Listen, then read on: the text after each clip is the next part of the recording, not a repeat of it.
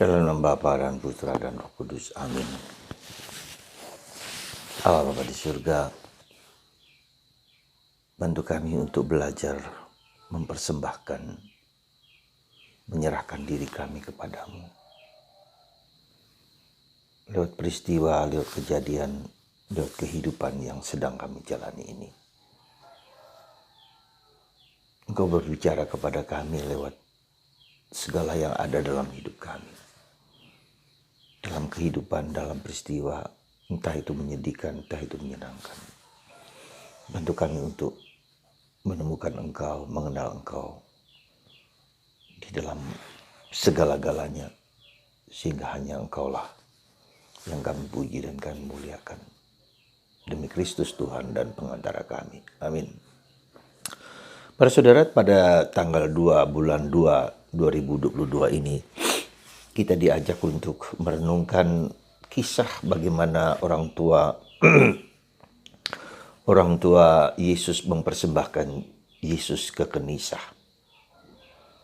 Dan di sana Yesus harus mengikuti ritus-ritus penyerahan yang diwajibkan bagi orang Yahudi. Sebagai anak sulung dipersembahkan kepada Tuhan. Artinya Yesus menjadi milik Tuhan. Itulah teologi dari kisah itu. Ketika kita dibaptis, kita adalah milik Tuhan. Kita bukan hanya diciptakan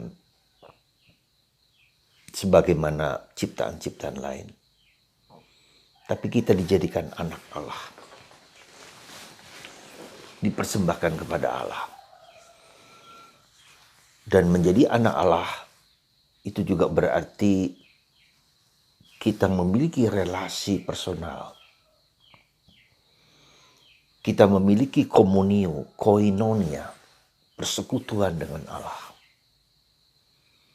Bukan hanya Allah yang abstrak, yang kabur, tapi Allah yang adalah Bapa. Bapa yang penuh kasih, Bapa yang penuh cinta, dan Bapa yang care dan peduli dengan kehidupan kita.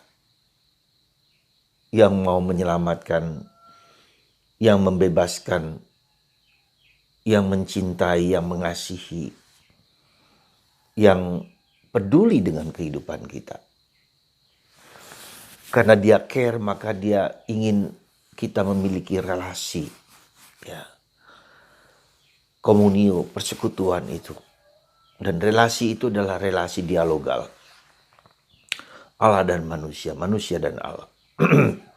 Bukannya Allah yang saja yang berkehendak kepada kita, tetapi juga kita juga mengkomunikasikan pengalaman-pengalaman kita kepada Allah. Ada suatu pengalaman relasional dan setiap relasi harus diperjuangkan.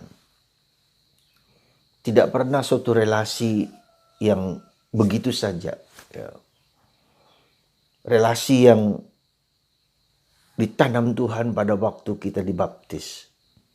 Pada waktu kita menerima sakramen-sakramen penguatan. Sakramen Ekaristi. Ya. Nah, relasi personal yang mendalam inilah yang di dalam gereja Katolik sangat dalam di dalam Ekaristi. Ya, Ekaristi itu adalah suatu bentuk cinta kasih Allah di mana Allah memberikan kepada kita Yesus. Ekaristi adalah Yesus. Maka relasi personal dengan Yesus ini, komunio dengan Yesus ini yang kita terima dalam komunion, persekutuan. Ya, yang kita terima dalam kedekatan, kemesraan, kebersatuan Allah dan manusia. Maka saudaraku terkasih dalam Kristus, secara objektif kita semua mendapatkan anugerah demikian dengan baptisan.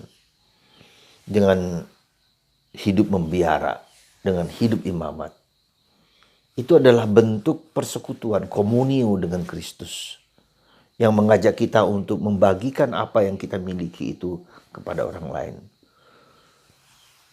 Untuk memberikan diri kita kepada Tuhan.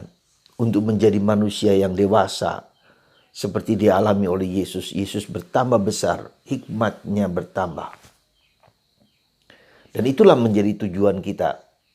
Maka ketika orang tua membawa anaknya kepada Tuhan dalam permandian, dalam sakramen-sakramen lain, ekaristi, pengakuan dosa, itu semua adalah bentuk kepemilikan Allah dalam diri kita. Dan tanggung jawab kita untuk bertumbuh dan berkembang, menjadi dewasa, menjadi matang, menjadi semakin dicintai oleh Allah dan manusia. Maka ada satu hal yang cukup fundamental di dalam hari ini adalah bahwa sejauh mana kita mengenal Yesus. Ya, seperti halnya Hana, seperti halnya Simeon yang menanti-nantikan Tuhan. Ya, bagaimana mereka mengetahui bahwa Yesus yang datang ke bait Allah itu adalah Yesus yang dinanti-nantikan, Mesias yang dinanti-nantikan. Dan itulah kerinduan hati manusia, kerinduan kita untuk mengenal sungguh-sungguh. Bukan hanya mengenal secara intelektual dengan kepala, ya, dengan pengetahuan. Meskipun itu sangat penting juga, tetapi belum cukup. Mengenal berarti kita memasuki hati, pikiran, dan kehendak Tuhan. Mengenal berarti kita taat, tunduk, dan menyatu dengan Tuhan. Mengenal berarti mengizinkan Tuhan untuk mengubah hidup kita, mengubah pikiran kita, mengubah perasaan kita, mengubah sikap kita.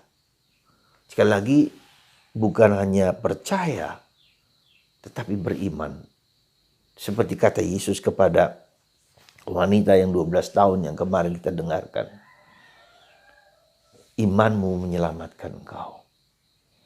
Maka panggilan kita bukan hanya secara objektif kita mendapatkan rahmat-rahmat itu, tetapi panggilan kita untuk mengenal, untuk mencintai, untuk memahami, untuk memasuki siapakah Allah itu. Ya, Allah Katolik, Allah orang Kristen adalah Allah Tritunggal Maha Kudus. Dalam nama dan kuasa Allah Tritunggal Maha Kudus. Allah yang adalah pencipta, yang adalah Bapa. Bapa yang penuh cinta, yang menciptakan segala sesuatu di dalam Putra, dalam Sabda. Dan Sabda itu menjadi manusia dalam diri Yesus. Yang dilahirkan dari Bunda Maria. Dan Yesus menyelamatkan, menebus kita dari dosa, ya, menebus kita dari segala kesalahan, dan akhirnya Tuhan sendiri memberikan dirinya dalam Roh Kudus. Maka kalau kita perhatikan, Simeon dan Hana dipenuhi dengan Roh Kudus. Jadi kalau kita perhatikan sungguh-sungguh bahwa kemudian begitu besar peranan Roh Kudus di dalam perjalanan hidup kita. Rohlah yang membimbing kita kepada segala kebaikan. Buah-buah roh adalah kebaikan. Apapun bentuknya. Jangan lelah berbuat baik, kata Bunda Teresa dari Kalkuta. Buatlah baik selalu dan di mana-mana dengan ikhlas, dengan tulus. Karena dengan buat baik itu adalah buah dari Roh Kudus.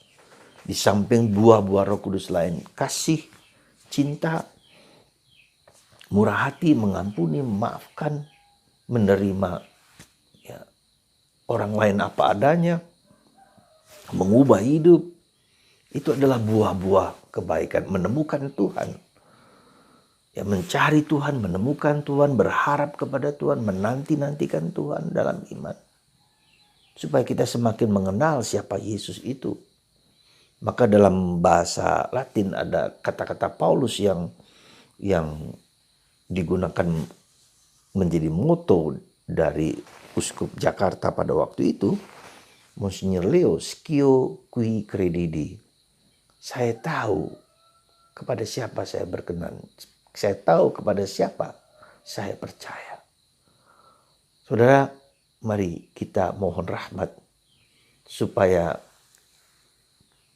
kita bukan hanya telah diserahkan oleh orang tua kita. Kita bukan hanya telah dipersembahkan oleh orang tua kita, tapi kita terus-menerus mempersembahkan hidup kita dengan segala kekurangan, dengan segala keterbatasan untuk memasuki hati Allah, kehendak Allah, kemauan Allah. Semoga Tuhan mendorong kita untuk mencari, merindukan, dan menanti Tuhan dengan penuh iman, dengan penuh kasih. Tuhan memberkati kita semua. Dalam Bapa dan Putra dan Roh Kudus. Amin.